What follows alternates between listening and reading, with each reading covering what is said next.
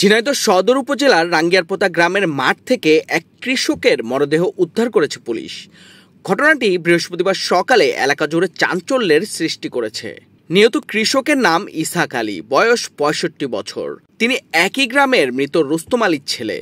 সকাল ৬:৩০টার দিকে বঙ্কিরা রাঙ্গিয়ারপোতা সড়কের পাশে ধানক্ষেতের আইলে স্থানীয়রা মরদেহটি দেখতে পান। হাত পা ও গলা বাঁধা অবস্থায় পড়ে থাকতে দেখা যায় তাকে। স্থানীয় কৃষকরা জানান, সকালে কাজের সময় ধানক্ষেতে লাশটি দেখতে পান তারা। খবর দিলে পুলিশ ঘটনাস্থলে এসে মরদেহ উদ্ধার করে মর্গে পাঠায়।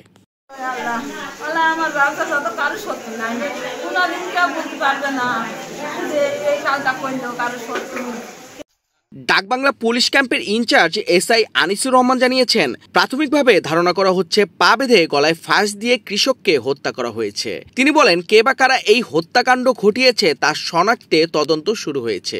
অপরাধীদের আইনের আওতায় আনার কাজ দ্রুত চলছে।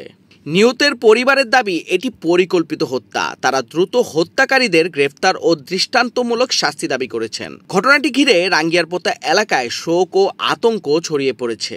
পুলিশ জানিয়েছে, তদন্ত শেষ না হওয়া পর্যন্ত তারা সব দিক বিবেচনা করছে।